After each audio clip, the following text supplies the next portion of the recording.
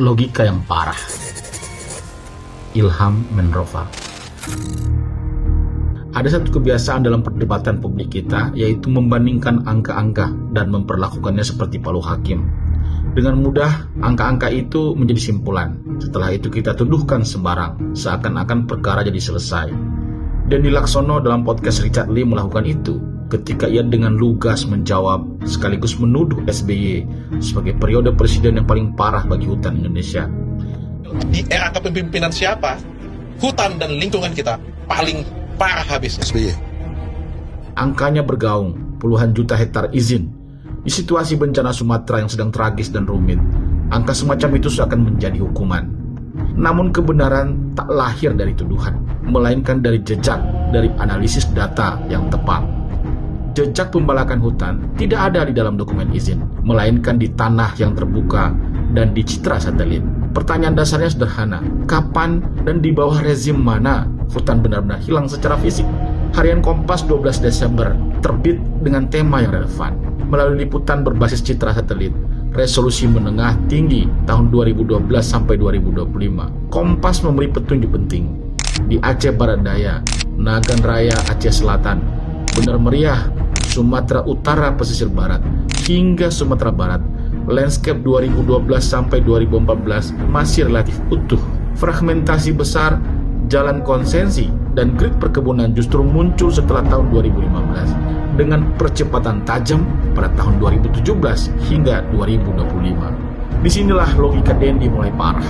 Ia menyamakan indikator tata kelola dengan indikator dampak, padahal izin adalah regulasi atas kebijakan, sementara deforestasi adalah rangkaian dari keputusan itu. Di dalamnya ada pengawasan, ada pembiaran, ada tekanan ekonomi warga. Dalam dinamika kehutanan, selalu ada time lag. Izin bisa tidur bertahun-tahun sebelum ia hidup. Citra satelit Sumatera menunjukkan banyak konsensi lama yang baru dieksekusi pasca 2015. Data Kementerian Lingkungan Hidup dan Kehutanan serta Global Forest Watch memperkuat gambaran itu. Lonjakan deforestasi nasional terbesar terjadi pada tahun 2015 tahun 2016, dipicu oleh kebakaran gambut masif. Sebaliknya, pada periode kedua SBY 2009-2014, laju deforestasi menurun dibanding awal dekade. Pada masa itu pula, terbit moratorium izin hutan primer dan gambut. Terlihat dari Inpres nomor 10 tahun 2011. Kerjasama dengan REDD Plus dengan Norwegia 2010, serta pembentukan BP REDD Plus. Masalah Dendi lainnya adalah sesat logika. Bertrand Russell pernah mengingatkan kita, kesalahan dalam berpikir adalah sumber kejahatan yang lebih besar daripada niat jahat itu sendiri. Sejarah memang tidak pernah hitam putih. Hutan Indonesia pun demikian. Ia korban lintas rezim, lintas pasar global, bahkan lintas warisan hukum kolonial. Menyederhanakan masalah ini ke satu nama adalah kekeliruan logika sekaligus kemalasan menganalisis. Sebenarnya saya tidak berniat menulis fakta ini, tapi sekalian sajalah, biar utuh cara pandang kita melihat rezim SBY. Dunia internasional membaca jejak SBY dengan cara berbeda.